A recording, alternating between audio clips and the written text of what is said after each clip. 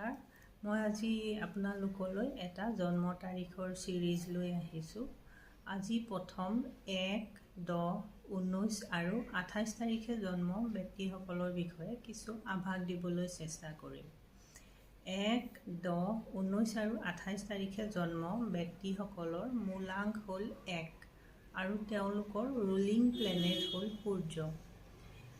এইকেইটা তাৰিখত জন্ম ব্যক্তিসকল সাধাৰণতে সূৰ্যৰ দৰেই হয়। তেওঁলোকৰ লিডাৰশ্বিপ কোৱালিটি থাকে, তেওঁলোকে লোকৰ আদেশ মানি চলিবলৈ টান পায়, অকণমান সকলো ক্ষেত্ৰতে অথৰিটি বিচাৰে, ইগ' থাকে, যথেষ্ট খঙাল হয় আৰু ডিমাণ্ডিং হয়, ডমিনেটিং হয়, এৰোগেণ্ট হয়।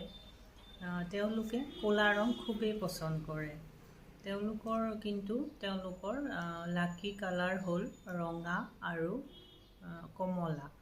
যদি বেছি খঙাল হয় তেনেহ'লে ৰঙা ৰংটো অকণমান এভইড কৰি চলিব। তেওঁলোকলৈ এটা উপদেশ হ'ল যে তেওঁলোক যাতে এটেনশ্যন চিকাৰ নহয় আৰু অকণমান ফ্লেক্সিবল হ'বলৈ চেষ্টা কৰে। আজিলৈ ইমানেই, ধন্যবাদ।